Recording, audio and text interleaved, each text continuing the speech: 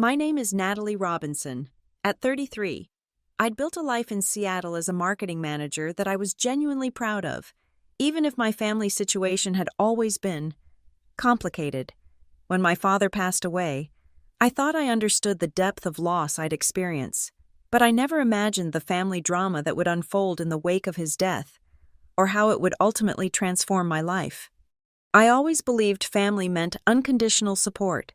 That belief shattered the moment my stepmother Karen stood up in the grand conference room of Morrison and Associates in Chicago and announced to everyone present, "Natalie will be cut from Robert's will." The room fell silent, all eyes darting between Karen's smug expression and my stunned face. But then, something unexpected happened. Mr. Harrison, Dad's longtime attorney, started laughing, not mockingly, but with the quiet confidence of someone holding a winning hand.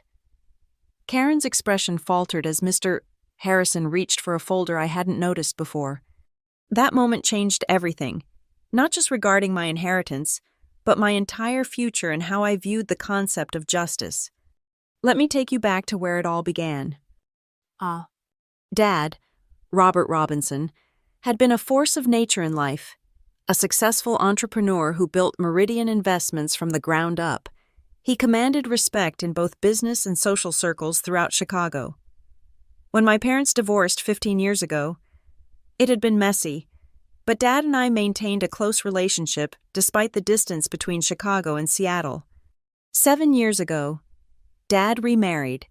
Karen was 15 years his junior, only 12 years older than me. She was polished, sophisticated, and seemed to make Dad happy, which was what mattered to me initially. She came with no children of her own, but wasted no time starting a family with Dad. My half-brother Ethan was born the following year. At first, Karen was cordial to me during my visits. She'd smile tightly and make small talk about my marketing career, which she clearly found unimpressive compared to Dad's business empire. I tried to build a relationship with her for Dad's sake, offering to help with Ethan and bringing thoughtful gifts during holidays. I'd fly in from Seattle every few months, staying at Dad's lakeside mansion and trying to maintain family connections. But as time passed, her true colors emerged. The shift was gradual, but unmistakable. "Your father and I have been discussing the company's future," Karen mentioned casually during one visit as we sat on the terrace overlooking Lake Michigan. "We think it's best if Ethan is groomed to take over eventually. After all, he'll carry on the Robinson name." I nearly choked on my iced tea. "Dad built Meridian with the understanding I'd have a place there if I wanted it," I said, keeping my voice level. Karen's smile didn't reach her eyes. "Natalie, let's be realistic. You've chosen your path in Seattle. Marketing is nice, but Meridian needs someone fully committed to its legacy." Similar conversations multiplied over the years. When Dad gave me $15,000 for my marketing certification in 2021, Karen dismissed it as throwing good money after bad within Dad's earshot. During Dad's 60th birthday celebration, she publicly questioned my career choices in front of his investors. "Natalie insists on doing her own thing in Seattle," she announced to the table of business associates. "Robert offered her a position at Meridian years ago, but she declined. Some people just don't have business acumen in their blood, I suppose." Dad shifted uncomfortably but said nothing. I noticed this pattern repeatedly. Karen would undermine me, and Dad would avoid confrontation. I understood his reluctance to rock the boat. He'd found happiness with Karen after years alone, and she'd given him Ethan, the son he'd always wanted. The worst incident occurred in August 2022, when Karen convinced me to co-sign for her new luxury car. "It's just a formality," she assured me. "Your father wants to surprise me for our anniversary, but the paperwork needs to be finalized while he's away on business." Trusting her, I signed. 3 months later, I discovered she'd used my credit for multiple loans, damaging my credit score significantly. When confronted, she feigned innocence. "You must have misunderstood the paperwork," she said dismissively. "Besides, you're family. Family helps each other." Family. She wielded that word like a weapon when it suited her purposes. yet regularly reminded me that I wasn't real family in her eyes. "You'll never be as important as Ethan," she told me bluntly after one holiday dinner when I'd mentioned Dad's promise to support my business ambitions. "Robert needs to secure Ethan's future first. That's just how it is when you have a real family." I endured these slights silently, unwilling to force Dad to choose between his wife and daughter. Despite everything, I loved him deeply and valued what time we had together. Our phone calls and occasional one-on-one lunches when I visited Chicago became precious moments where I glimpsed the father I remembered from childhood. Encouraging, proud, and deeply caring. "You're doing amazing things, Natalie," he told me during our last lunch together, just 2 months before his sudden heart attack. "I've always admired your independence and determination. You remind me of myself at your age." Those words sustained me through what came next. Dad's memorial service was held at the Willowbrook Estate in Denver, where he and Karen had purchased a vacation home 3 years earlier. The magnificent property with its sweeping mountain views seemed fitting for commemorating a man whose life had been defined by reaching new heights. I arrived early, helping arrange photographs and greeting guests as they arrived. Many were Dad's longtime business associates who'd known me since childhood. Their embraces and stories about Dad brought both comfort and fresh waves of grief. Karen arrived fashionably late with Ethan in tow. Dressed impeccably in designer mourning attire, she accepted condolences with practiced grace, positioning herself and Ethan as the grieving widow and fatherless son at the center of attention. I remained in the background, finding solace in quiet conversations with those who genuinely knew Dad. My cousin Emma approached, squeezing my hand supportively. "How are you holding up?" she asked, her eyes conveying more than words could. "Taking it day by day," I replied, grateful for her presence. Emma had witnessed the dynamic between Karen and me over the years and never bought into Karen's carefully crafted narrative. As the evening progressed, Karen's composure began slipping after several glasses of wine. I overheard her speaking to a group that included Mr. Harrison, Dad's attorney. "Such a difficult transition period," she was saying. "Especially with Robert's affairs needing to be settled. We've made some necessary adjustments to ensure Ethan's future is secure." "Mr. Harrison nodded noncommittally, his expression neutral. Karen's voice rose slightly as she noticed me nearby. "Of course, Natalie's not to expect a dime. She and Robert were practically estranged these past few years." The group fell silent. Mr. Harrison's eyebrows rose slightly as he glanced between Karen and me. "Is that so?" he asked quietly. My chest tightened. Dad had always assured me that I was included in his will, specifically mentioning a $750,000 inheritance that would help me expand my business endeavors. Had he changed his mind without telling me? Or was Karen manipulating the situation? "Natalie chose her path," Karen continued, louder now. "She abandoned the family business for her little marketing job in Seattle. Robert eventually accepted that she didn't deserve the Robinson legacy." My face burned with humiliation and anger. Several guests averted their eyes uncomfortably. Emma gripped my arm, steadying me. "This isn't the time or place, Karen," I said evenly, though my voice trembled slightly. "We're here to remember Dad." Karen's smile was cold. "Just managing expectations, dear. No need for disappointment later." I excused myself shortly after, unable to bear another minute in that suffocating atmosphere. Sitting alone in my rental car, a modest 2020 Honda Accord that Karen had sneered at earlier, I allowed the tears to come at last.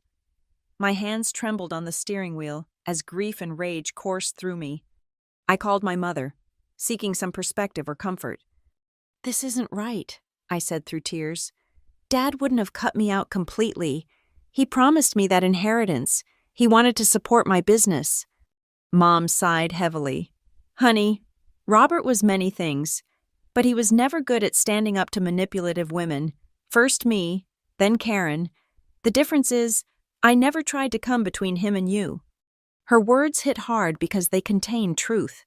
Dad had always been conflict-averse, preferring to keep the peace rather than confront issues directly. Had Karen taken advantage of this trait to systematically erase me from his legacy? That night, sitting in my hotel room overlooking the Denver skyline, I made a decision. No more silence. No more accepting mistreatment for Dad's sake. He was gone now, and I needed to honor his true wishes, not Karen's distorted version of them. What Karen didn't know, what almost no one knew, was that I wasn't the struggling marketing manager she believed me to be. 3 days after returning to Seattle from the memorial service, I received the expected call from Mr. Harrison's office. Ms. Robinson, we'll be holding the formal reading of your father's will next Thursday at our Chicago offices. Your presence is requested. I'll be there, I confirmed, already booking my flight mentally. And Ms. Robinson? Mr. Harrison added, his tone impossible to interpret. It might be wise to come prepared. The cryptic comment left me unsettled. Prepared for what? To be publicly disinherited? Or did Harrison know something I didn't? Over the next week, I gathered every piece of communication I had with Dad regarding his wishes. Text messages where he mentioned my inheritance, emails discussing the future, birthday cards with personal notes about how proud he was of me. I wasn't sure these would hold any legal weight, but they confirmed what I knew in my heart. Dad had wanted to provide for me. What I didn't tell Karen, or anyone in the family, was that I didn't actually need Dad's money. 6 years ago, after receiving my MBA, I had launched Blue Oak Marketing, a boutique firm specializing in digital marketing strategies for sustainable businesses. What began as a one-woman operation had grown into a thriving company with 15 employees and annual revenue exceeding $1.5 million. Additionally, I held a 20% silent partnership stake in 3 upscale Denver restaurants, including Tuscany Gardens, which had become a hotspot for the city's elite. The irony wasn't lost on me that Karen had likely dined there, unknowingly putting money in my pocket. My investment portfolio, managed by a financial advisor who had become a trusted friend, had grown to approximately $2.7 million, with significant holdings in emerging tech companies like Cascade Technologies. The marketing analytics app I developed had been granted a patent 3 years ago and now generated roughly $150,000 annually in royalties.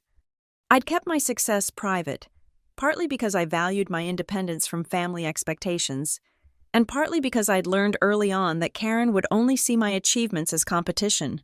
Dad knew the broad strokes of my success, but had honored my request to keep it confidential from Karen and her social circle. "You always were my little secret weapon," he'd said proudly during our last lunch. "Building something meaningful without needing to broadcast it to the world. That's real success, Natalie." Now, preparing to face Karen at the will reading, I considered my options carefully. I could reveal my financial situation, making it clear that Karen's attempts to cut me out were unnecessary as well as cruel, but that would be giving her information she could potentially use against me later. Instead, I decided on a different approach. I would attend the reading, hear what Dad's official will stated, and then consult privately with Mr. Harrison about any discrepancies between the document and what Dad had promised me. If necessary, I would contest the will legally. What I didn't anticipate was that Dad had already put safeguards in place. Morrison and Associates occupied the top 3 floors of a gleaming skyscraper in downtown Chicago. I arrived 15 minutes early for the reading, dressed in a conservative navy suit that projected professional confidence rather than the grieving, desperate daughter Karen likely expected. The receptionist directed me to a large conference room with floor-to-ceiling windows overlooking the city.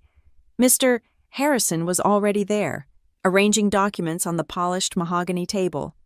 "Ms. Robinson," he greeted me with a firm handshake.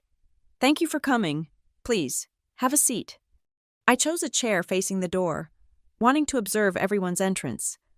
Mr. Harrison studied me for a moment, his expression thoughtful. "Your father spoke of you often," he said finally. "He was immensely proud of what you've built in Seattle."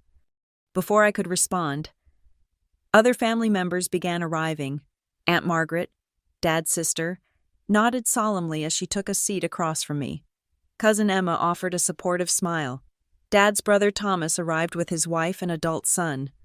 Karen was last to enter, making an entrance in an expensive black dress that screamed grieving widow while somehow remaining fashionable. Ethan followed close behind her, looking uncomfortable in a suit that seemed slightly too large for his 14-year-old frame. Karen's eyes narrowed slightly when she saw me, as if surprised I'd had the audacity to attend. "Shall we begin?" Mr. Harrison asked once everyone was seated. "We're here today for the reading of Robert James Robinson's last will and testament." He began with standard legal preamble, then moved on to specific bequests. Dad's classic car collection to his brother Thomas, his vacation cabin in Wisconsin to Aunt Margaret, various financial gifts to friends and distant relatives. Then came the significant portions.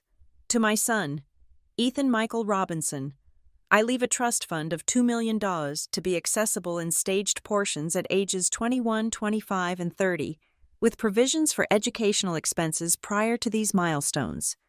Karen nodded approvingly, squeezing Ethan's shoulder. "To my wife, Karen Elizabeth Robinson, I leave our primary residence in Chicago, our Denver property, and a life interest in 30% of Meridian Investments, with the understanding that these shares will transfer to Ethan upon his 30th birthday or upon Karen's passing, whichever occurs later." Karen's smile widened. Mr. Harrison adjusted his glasses and continued reading. "As for the remainder of my estate, including my controlling interest in Meridian Investments, liquid assets, and investment portfolios." Karen suddenly stood up, interrupting him. "There's something that needs to be addressed before we continue." Her voice carried artificial sympathy. "Robert and I had extensive discussions in his final months about changing certain provisions in his will." Mr. Harrison paused, looking at her impassively. "Specifically," Karen continued, gaining confidence, "Robert decided that Natalie would be cut from his will entirely. He felt that given her distance, both geographical and emotional, from the family, and her lack of interest in Meridian's future, his assets would be better directed toward Ethan's legacy and my continued stewardship of the company." The room fell silent. All eyes turned to me, expressions ranging from shock to pity. I maintained a neutral expression, watching Mr. Harrison's reaction more than Karen's performance. To everyone's surprise, Mr. Harrison let out a small laugh. Karen faltered. "I don't see what's amusing about honoring my husband's final wishes." "Mrs. Robinson," Mr. Harrison said, reaching for a separate folder I hadn't noticed before, "I find it interesting that you believe you know the contents of a will that I myself finalized with Robert just 3 weeks before his passing." Color drained from Karen's face. "I don't understand. Robert told me." "Robert anticipated certain concerns," Mr. Harrison interrupted smoothly, "which is why he took additional precautions." He withdrew a document from the folder, along with a small USB drive. "This is a video recording of Robert explaining his wishes in his own words, made the same day he signed his final will. He requested it be played in the event of any confusion regarding his intentions." Karen slowly sank back into her chair as Mr. Harrison connected the USB to a laptop, which projected onto a screen at the end of the room. Dad's face appeared, looking tired, but determined. My breath caught in my throat at seeing him alive again, if only in digital form. "If you're watching this," Dad began, "then I'm gone, and Karen has likely attempted to alter my wishes regarding Natalie's inheritance." A collective gasp filled the room. Karen's face contorted with fury and disbelief. "Over the past few years," Dad continued, "Karen has repeatedly pressured me to remove Natalie from my will, citing various reasons why my daughter doesn't deserve a share of what I've built. I've pretended to consider these suggestions to maintain peace in my home while I put safeguards in place with Harrison's help." Dad shifted in his chair, looking directly into the camera. "To be absolutely clear, my daughter Natalie is to receive 40% controlling interest in Meridian Investments, along with liquid assets totaling $1.2 million. This is non-negotiable and represents my unwavering wish." He continued, outlining specific provisions that protected my interests against any challenges Karen might mount. The detail and legal thoroughness spoke to how seriously Dad had taken the threat Karen posed to my inheritance. "I've watched my daughter build her own success from nothing," Dad said with unmistakable pride. "She doesn't flaunt it or use my name to open doors. She's earned everything through her own merit, which makes me certain she's the right person to help guide Meridian's future alongside professional management I've selected." The video continued for several more minutes as Dad outlined his vision for the company's future and his hopes for Ethan when he reached maturity. Throughout, Karen sat rigid, her expression shifting between shock, rage, and calculation. When the video ended, Mr. Harrison calmly resumed reading the official will, which matched exactly what Dad had outlined in the video. I would indeed receive 40% controlling interest in Meridian, making me the primary decision-maker, along with $1.2 million in liquid assets, significantly more than the $750,000 Dad had mentioned to me previously. "This is absurd," Karen finally sputtered. "Robert was clearly manipulated or not in his right mind. I'll contest this immediately." "You're welcome to try," Mr. Harrison replied evenly. "But I should mention that Robert underwent a complete psychological evaluation the day he signed these documents, specifically to prevent such challenges. The results confirmed he was of sound mind and under no undue influence." Karen's gaze snapped to me, venom in her eyes. "You did this. You turned him against me in his final days." I met her gaze steadily. "I haven't spoken to Dad about his will in over a year. Karen, this was his decision, made independently." "Bullshit," she hissed, forgetting herself. "You've always been jealous of what Robert and I had, of Ethan's place in his heart." Aunt Margaret cleared her throat loudly. "Karen, that's enough. Robert clearly made his wishes known. Natalie is his daughter, and her inheritance is well-deserved." "You don't understand," Karen insisted, her composure cracking further. "She abandoned the family. She doesn't even live here. She has no right to control Meridian when she hasn't dedicated her life to it as I have." "Mr. Harrison interjected smoothly. "Actually, Mrs. Robinson, according to company records, you hold no official position at Meridian Investments beyond the courtesy title of ambassador that Robert created for you 3 years ago. You have never participated in operational decisions or strategic planning." Karen's face flushed deeply. "That's not true. I've been by Robert's side at every important event, meeting every important contact." "As his wife, yes," Harrison acknowledged, "but not as a business partner or executive. The board records are quite clear on this matter." I remained silent, watching the reality of her situation dawn on Karen. She had spent years cultivating an image as Dad's essential partner, both personally and professionally. Now, that carefully constructed narrative was crumbling before everyone's eyes. "There's one final provision," Mr. Harrison continued, seemingly unaffected by the tension in the room. "Robert stipulated that if anyone attempts to contest this will or interfere with its execution, their share will be reduced by 50%, with those assets being redirected to the Robinson Family Foundation for Entrepreneurship Scholarships." This was Dad's masterstroke. He knew Karen wouldn't risk having her inheritance, especially when her legal challenge would almost certainly fail given the precautions he'd taken. Karen gathered herself, reverting to the polished socialite persona she wore so comfortably. "Well, this is all very unexpected. I'm sure we all need time to process Robert's decisions." She placed a protective arm around Ethan, who looked confused and uncomfortable. "Come, Ethan, we should go." As they moved toward the door, Karen paused beside my chair. "This isn't over," she whispered, her voice too low for others to hear. "You may have won this round, but you don't know what you're up against." I met her gaze calmly. "Actually, Karen, I think I do." After they left, the remaining family members approached to congratulate me, many expressing relief that Dad had protected my interests. Aunt Margaret hugged me tightly. "Your father knew exactly who Karen was," she murmured. "He just needed time to put everything in place. I'm so proud of you for handling this with such dignity." When everyone else had departed, I remained with Mr. Harrison to discuss next steps regarding Meridian. Your father left detailed instructions for the transition, he explained, showing me a comprehensive plan that would allow me to maintain my life in Seattle while exercising my new responsibilities at Meridian. He believed you would bring fresh perspective to the company while respecting its foundation. Did he know? I asked finally. About Blue Oak's success? About my investments? Harrison smiled slightly. Robert knew more than he let on.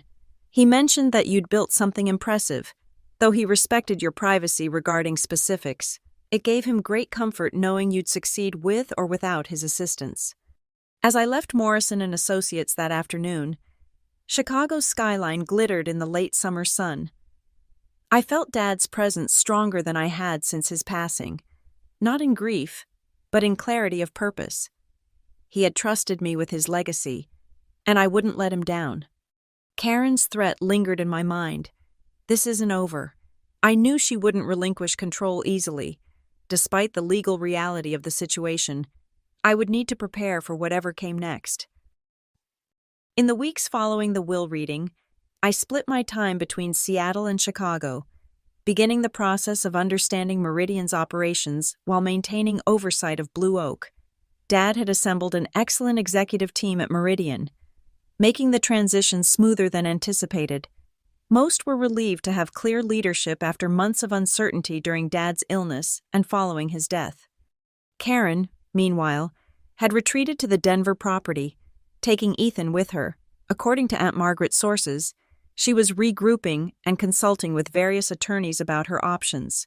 The threatened contest to the will never materialized, likely because every lawyer she consulted confirmed what Harrison had said about the strength of Dad's preparations.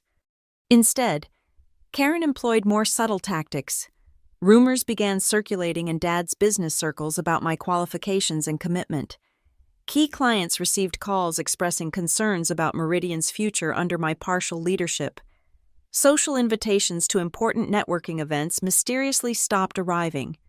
I monitored these developments without direct response, focusing instead on building relationships with Meridian's board and key stakeholders. Dad's longtime assistant, Vivian, proved an invaluable ally, providing insight into the company's unwritten hierarchies and histories. Karen never understood Meridian's heart, Vivian confided one evening as we reviewed upcoming board presentations. She saw it as Robert's power and prestige, not as the culmination of his vision and values. The employees know the difference. 3 months after the will reading, I received an unexpected call from Emma.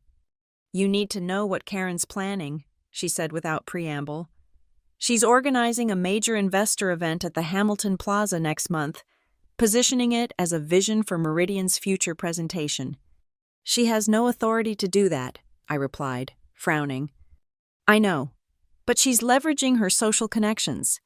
The guest list includes every major investor and board member. She's billing it as a tribute to Uncle Robert that will clarify misconceptions about leadership transition. The implication was clear. Karen was attempting an end run around the legal realities, using social pressure and her connections to undermine my position before I could fully establish myself. Thanks for the heads up, I told Emma. I'll handle it. After ending the call, I sat at my desk overlooking Seattle's skyline. Considering my options, I could issue a cease and desist through Harrison, blocking the event legally but potentially creating negative publicity.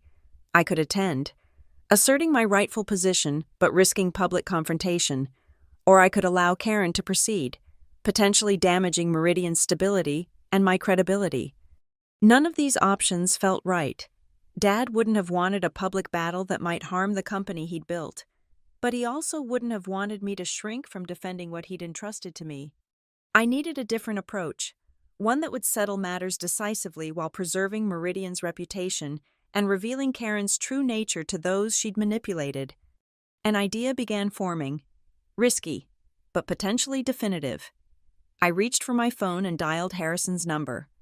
I need everything you have on Karen's financial activities regarding Meridian and Dad's personal accounts for the past 5 years, I said when he answered, and I need absolute discretion. Harrison was silent for a moment. May I ask why? Because Karen is planning something that could damage Meridian, and I need to be prepared with the full truth. Another pause. I'll have the files to you by tomorrow. And Natalie? Your father suspected there might be irregularities. That's partly why he was so thorough with his will arrangements. This confirmation of my suspicions only strengthened my resolve. Over the next 3 weeks, with help from trusted financial analysts from Blue Oak and forensic accountants recommended by Harrison, I pieced together a disturbing pattern. Karen had systematically diverted funds from Dad's personal accounts to support her lifestyle excesses and secret investments, while technically joint accounts gave her legal access. The pattern and timing, particularly during Dad's illness, raised serious ethical questions. More concerning were several instances where Meridian resources had been used for Karen's personal projects, disguised as company initiatives. None of it was enough for criminal charges, but collectively, it painted a damning picture of Karen's true character and intentions. Combined with evidence of her attempts to manipulate Dad's will and her current efforts to undermine the legitimate succession plan, it was more than enough to neutralize her social maneuvering. With this information secured, I developed my counter-strategy. Rather than preventing Karen's event, I would transform it into the moment of truth she never anticipated. I contacted Harrison with specific requests, then reached out to Emma for details about the event. Finally, I called Vivian to coordinate with Meridian's most trusted executives. "Are you sure about this approach?" Vivian asked, concern evident in her voice. "It's decisive." Dad spent years avoiding confrontation with Karen, and it nearly cost me my inheritance and Meridian its future, I replied. Sometimes the kindest thing you can do for everyone is to end a destructive pattern definitively. The night of Karen's event arrived, August 15th, almost exactly 5 months after Dad's passing. The Hamilton Plaza's grand ballroom had been transformed for the occasion, with Meridian's logo prominently displayed and photographs of Dad throughout his career adorning the walls. I arrived deliberately late, after most guests had assembled and Karen had begun working the room. From the entrance, I observed her holding court with several board members, her practiced charm on full display. Ethan stood awkwardly nearby, dressed in a suit that made him look uncomfortably like a miniature version of Dad. Emma spotted me first, quickly making her way to my side. "She's been telling everyone you're unfortunately too busy with your little marketing company to attend," she whispered. "The formal presentation starts in 20 minutes. "Perfect timing," I replied, straightening the lapels of my designer suit, a far cry from the modest professional attire Karen was accustomed to seeing me in. "Is everything in place?" Emma nodded. "Just as you requested, Harrison arrived 10 minutes ago with the technical team." I moved through the crowd, accepting condolences and congratulations from those who recognized me. Many seemed surprised by my presence, confirming Karen had suggested I wouldn't attend. I deliberately avoided direct contact with Karen, allowing anticipation to build. At precisely 7 p.m., Karen tapped a glass to gain everyone's attention, moving to a small stage that had been set up at the front of the ballroom. "Thank you all for coming tonight," she began, her voice carrying the perfect note of dignified grief. Robert would have been so touched to see his closest friends and colleagues gathered to honor his legacy and support Meridian's future. She continued for several minutes, weaving a narrative that positioned herself as Dad's essential partner and confidant, with intimate knowledge of his vision for Meridian. The subtext was clear. Despite legal technicalities, she was the true guardian of Dad's legacy, not his distant daughter.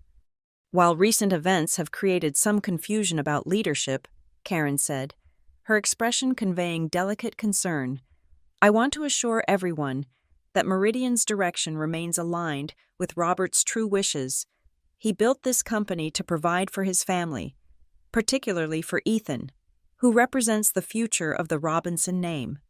This direct reference to me as somehow outside the real family was exactly what I'd anticipated. I moved quietly toward the stage as Karen continued. "In the coming weeks, I'll be sharing Robert's actual vision for succession, including several conversations and plans that may not have been reflected in recent legal documents due to his declining health. "I think we've heard enough fiction for one evening," I said clearly, my voice cutting through her practiced speech. "Perhaps it's time for some facts." Karen froze, finally noticing me approaching the stage. The crowd murmured, attention shifting as I ascended the steps to stand beside her. "Natalie," she recovered quickly, though her smile had hardened. "What a lovely surprise. I was just telling everyone how unfortunate it was that you couldn't join us tonight." "I wouldn't miss it," I replied evenly, "especially when my father's legacy is being discussed." I turned to address the assembled guests directly. "For those who don't know me, I'm Natalie Robinson, Robert's daughter and, according to his legally executed will, the controlling shareholder of Meridian Investments." Karen attempted to interject, but I continued smoothly. "I've been allowing my stepmother time to adjust to the new reality since Dad's passing. However, tonight's event, organized without company authorization and misrepresenting Meridian's leadership, forces me to set the record straight." I gestured to Harrison, who had positioned himself near the audio-visual controls. "Mr. Harrison, my father's attorney, has prepared a brief presentation that I believe will clarify matters for everyone present." Before Karen could protest, the lights dimmed slightly and a screen descended behind us. The first slide displayed the official Meridian organizational chart, with my name clearly indicated in the leadership position. "This is absurd," Karen hissed, keeping her voice low enough that only I could hear.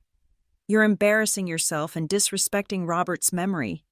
I ignored her, continuing my address to the crowd. "Meridian's future is secure and faithful to my father's vision. The executive team he assembled remains in place, with strategic oversight from the board and myself." The slides transitioned to show Meridian's strong quarterly results since the succession, contradicting the uncertainty Karen had been suggesting in her social whisper campaign. "But tonight isn't just about Meridian's future," I said, my tone shifting slightly. "It's also about honoring truth, something my father valued above all else." With another nod to Harrison, the presentation changed to display financial records, the evidence we'd compiled of Karen's financial manipulations during Dad's illness. "Robert Robinson trusted those closest to him," I continued as gasps and murmurs rippled through the audience. "Sometimes, that trust was well placed. Other times..." The screen showed irrefutable evidence. Karen's systematic diversion of funds, her use of company resources for personal gain, the timeline of her attempts to alter Dad's will, coinciding precisely with his periods of greatest vulnerability during cancer treatments. Karen's composure finally shattered. "This is slander," she shouted, lunging for the podium. "These are private family matters being manipulated to discredit me."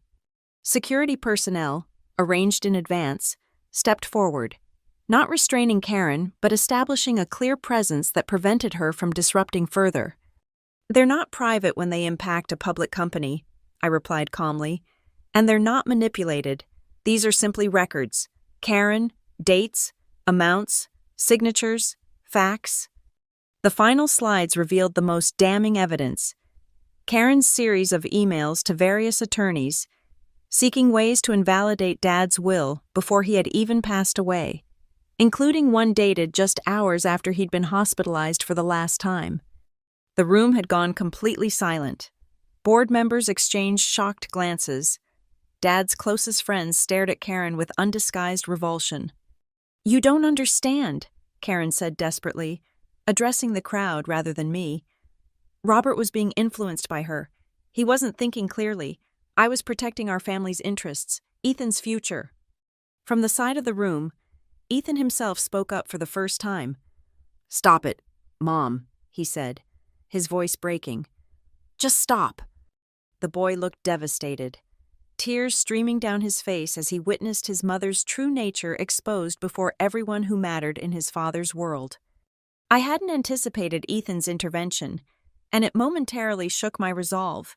He was innocent in all this, a child caught in adult machinations, But perhaps this painful truth was ultimately kinder than allowing him to be raised believing Karen's manipulative worldview was normal or acceptable. "I've presented these facts not to humiliate anyone," I said, softening my tone slightly, "but to establish clear boundaries. Meridian will move forward according to my father's legally expressed wishes. Karen will retain exactly what Dad intended for her. No more, no less. And Ethan's interests will be protected, with his trust fund remaining exactly as Dad established it." I turned directly to Karen. But the manipulation, the rumors, and the attempts to undermine Meridian's stability end tonight. "Mr. Harrison stepped forward, handing Karen an envelope. "This contains formal notice that any further attempts to misrepresent Meridian's leadership or interfere with its operations will result in legal action. Additionally, the financial irregularities identified have been documented with relevant authorities, with action suspended pending your future behavior." In other words, we weren't pressing charges yet, but the evidence was preserved if needed. Karen took the envelope mechanically, her carefully constructed world visibly crumbling around her. The socialite mask had slipped completely, revealing the calculating opportunist beneath. "You've destroyed everything," she whispered, genuine emotion breaking through at last. "You couldn't just take your money and disappear. You had to take everything."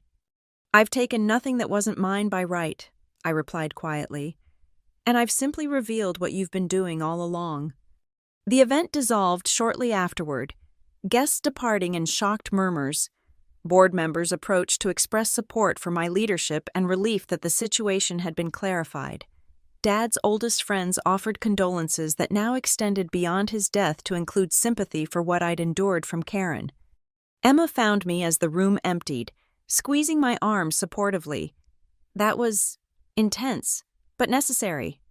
I nodded, watching as Aunt Margaret led a shell-shocked Ethan toward the exit.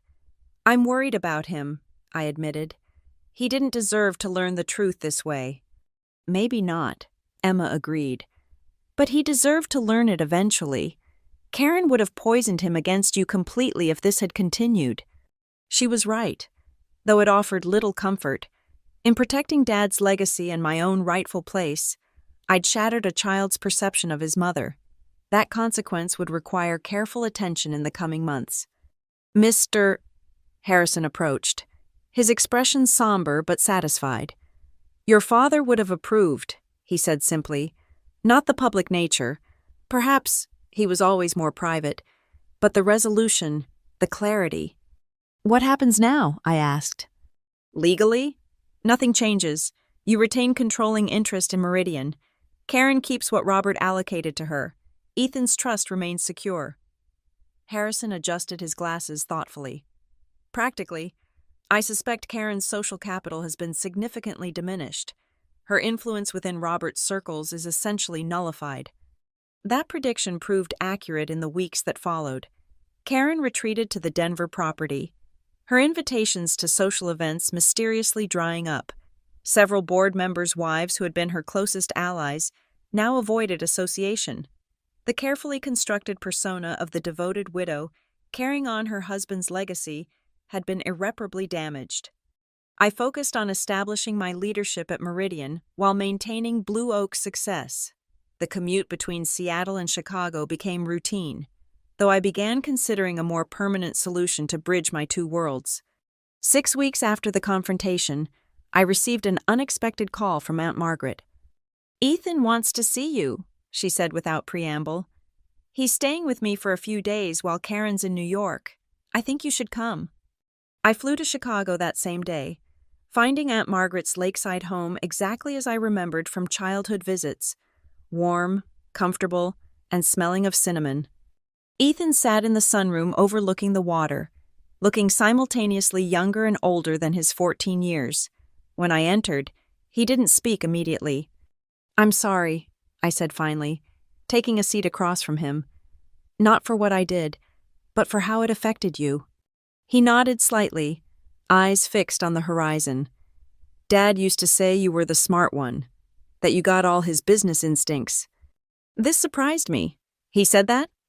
"When Mom wasn't around, Ethan's mouth twisted in a sad approximation of a smile. He showed me articles about your marketing company sometimes, said I should learn from how you built something on your own terms. My throat tightened. I didn't know he followed Blue Oak that closely. He was proud of you. Ethan finally looked directly at me. Did Mom really try to take away what he wanted you to have?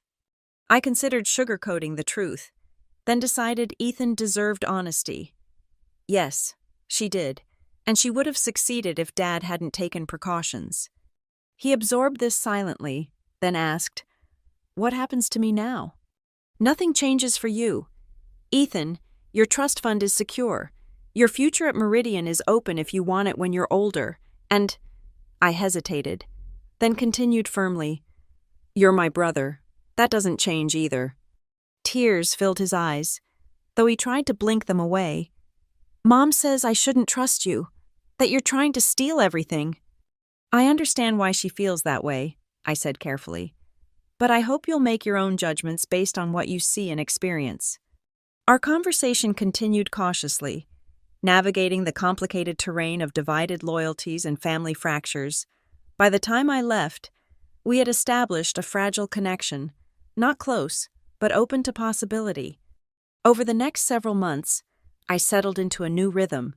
Meridian thrived under the stability of clear leadership. Blue Oak continued expanding, opening a Chicago office that allowed me to better balance my responsibilities. I purchased a downtown apartment, creating a second home base that bridged my Seattle and Chicago lives. Karen maintained her Denver residence, making rare appearances at required Meridian functions, but otherwise removing herself from the Chicago social scene she'd once dominated. According to Aunt Margaret's discreet updates, Karen had lost several lucrative social media partnerships that had supplemented her income. Her brand as a businesswife and stepmother no longer marketable after the public exposure of her behavior. Ethan began spending school breaks divided between Karen and Aunt Margaret, with occasional dinners with me when schedules permitted. Slowly, cautiously, we built a sibling relationship independent of the conflicts between the adults in his life. A year after Dad's passing, I stood at his grave on a crisp autumn day, laying white roses against the polished granite headstone. "You prepared for everything," I said softly, imagining Dad could somehow hear. "You knew exactly what Karen might try, and you put every safeguard in place." The only sound was wind rustling through nearby trees.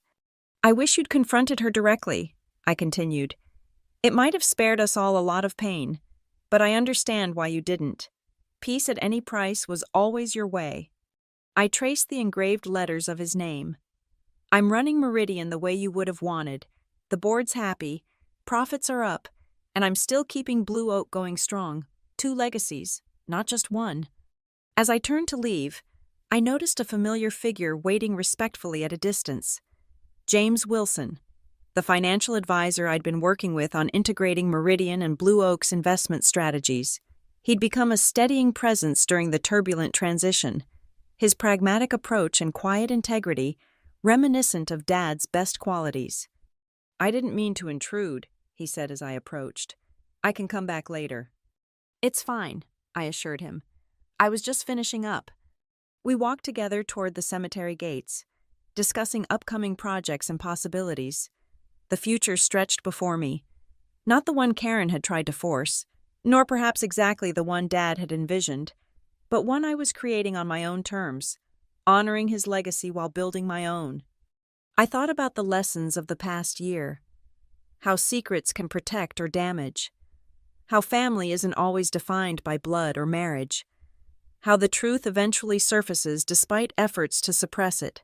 Most importantly, I'd learned that sometimes justice requires not just patience, but decisive action. As we reached my car, I paused, looking back toward Dad's grave one last time. "He would have liked you," I told James spontaneously. "I wish I'd had the chance to meet him," James replied. "From everything you've said, he was a remarkable man." "He was," I agreed. "And he taught me more than I realized, about business, about resilience, and about standing up for what's rightfully mine." The autumn sunlight caught the changing leaves, transforming them to gold and fire, like those leaves. I too had transformed. From the accommodating daughter avoiding conflict to protect Dad's happiness, to a woman who understood her worth and wouldn't allow anyone to diminish it. Karen had threatened that our confrontation wasn't over, but she'd been wrong. It was over the moment I decided to stop accepting her manipulations and distortions. The moment I chose truth over comfortable silence. Sometimes inheritance isn't just about money or property, or even family businesses. Sometimes the most valuable inheritance is the courage to stand in your truth and claim what's rightfully yours, not with anger or vengeance, but with clarity and unwavering resolve. That was Dad's true legacy to me, and no one could ever take it away.